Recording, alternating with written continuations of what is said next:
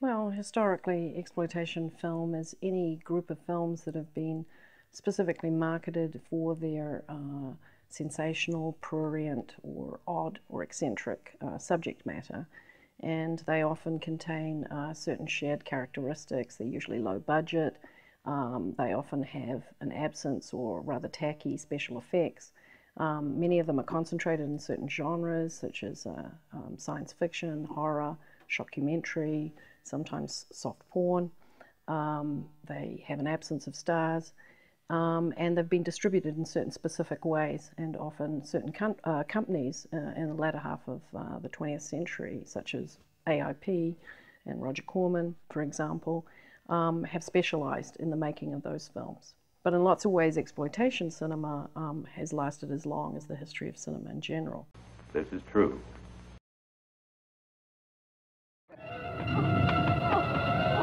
This is a scene from Night of the Living Dead, a low-budget film co-authored, directed, photographed, and edited by George Romero in 1968. Already the head of a successful commercial production house in Pittsburgh, this was his first venture into feature filmmaking. Its flaws were mainly budgetary, while its virtues were clearly visionary, earning it popular success as a horror film and a cult following for exploratory uses of genre and technique. I started working as a buyer for a Laserdisc store in Bloomington, Illinois called Laser's Edge. You know, I got a part-time job, which eventually turned into a full-time job, and I started buying the discs for the store. I became the store buyer.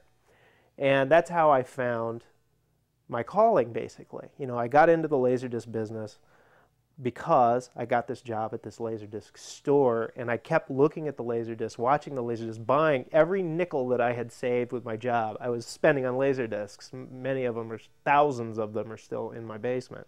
See if I can find the Laserdisc that started my career here. It's got to be, oh, there it is. This is it. The project that started my whole career, this Night of the Living Dead Laserdisc. This is the one that nobody ever thought that I could ever do. One of the buyers of one of my distributors was a guy who was also kind of wanting to get into this business, and we would always complain about what the movie studios were doing wrong. They weren't taking care of the movies. Sure, they were doing these special editions, beautiful, you know, commentaries, extra scenes, all this stuff for all these major studio films like Speed and The Abyss and Aliens and Alien, but they weren't paying attention to the little horror movies. You know, sure, there was Criterion, which is still around. They were doing a lot of the art house stuff. They did Invasion of the Body Snatchers, some horror films, but they were doing, you know, Tales of Hoffman, things like that. Nobody was paying attention to the horror movies. And I was just like, wait a second. You know, there's something here. Maybe I can do this. Maybe I can become the Laserdisc guy that does the horror films. Well, with many of the Romero and subsequent sequels, you have capitalism itself and consumerism being called into question, and these are central themes of a lot of these horror cycle of the late 60s and into the 70s. So there the transgression is thematic as well as visually, in terms of seeing people ripping into flesh and scenes of graphic violence, increased special effects in terms of bodily mutilation and so on. So that's another form of visual transgression. We decided, let's start with Night of the Living Dead, let's call George Romero and see what we can do. And sure enough, they said, you know, after a couple of months of putting a proposal together and saying, we want to restore Night of the Living Dead and treat it properly, because Night of the Living Dead had always been on these $2 tapes. You know, laser discs were cheap, they were washed out, they were ugly, they were off of old masters. Nobody treated this movie right because it was technically in the public domain, so anybody who had a crappy print laying around could put it out on video for $3 and throw it in a store. This is true. We did the whole deluxe, you know, double album kind of treatment for this thing with liner notes and notes from Stephen King. We got him involved. Sam Raimi got involved. I mean, Tom Savini wrote a little something. I mean, this was a really, really, really difficult project to start and to finish. you want to look at the back here. We got George and everybody involved, but we even got we were one of the first Laserdiscs to join the THX Laserdisc program. Certainly the first black and white movie to be in the Laserdisc program. The Laserdisc market, the special editions were all retailing for $100 a piece. And, you know, a wholesale cost at the time was like $60. We ended up selling close to 7,000 units for $60 a piece. And that was our first project. And then TV Guide said it was like we beat Snow White for Laserdisc of the Year in TV Guide. And we started getting all these reviews and all these accolades. And it was just like, well, that's it. You know, what do we do now? And then, you know, things started, as most first ventures do, things started to go south about 96, 97. You'll have to get Jerry to give his, he'll probably have a better story to tell than I.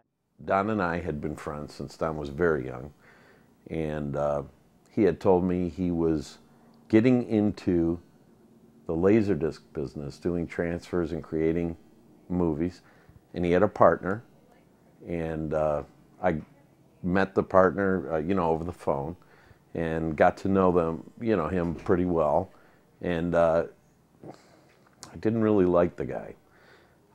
They wanted me to invest in one of the movies. They needed some money for one of the movies, and I told Don, I said, listen, Don, something about that guy I find unsavory.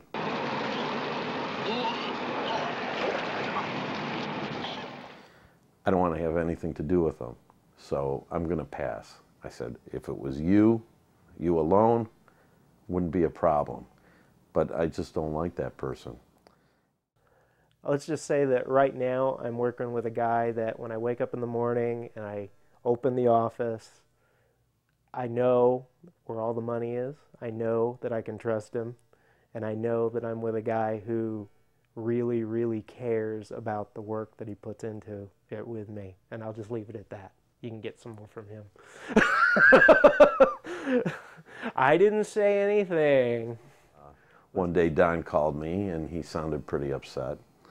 And he had suspected that there were some uncool things going on. We brought Don to Detroit.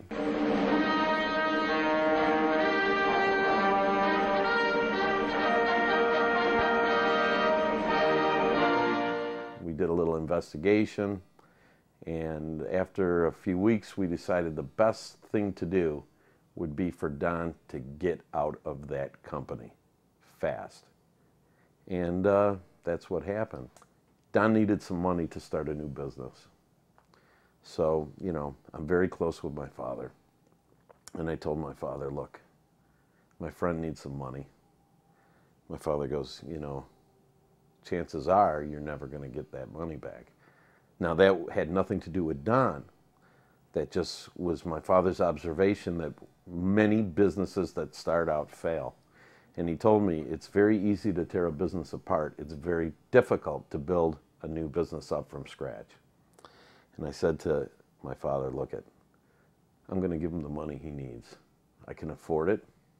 I've already metabolized the fact that I probably won't get my money back. But I said, Dad, I don't do many nice things for people. I want to be able to look at myself in the mirror before I die and say, you did one good thing. I want to be able to say I did one good thing for somebody in my life that I didn't need to do. I just did it. My father said, you know what? If that's the way you feel, then, you know, you have my blessing. Go for it. He said, look, I'll give you some money, but you can do it. You know, I'll give you some seed money. You start, you know, what will now be Synapse Films. At the time we didn't have a name.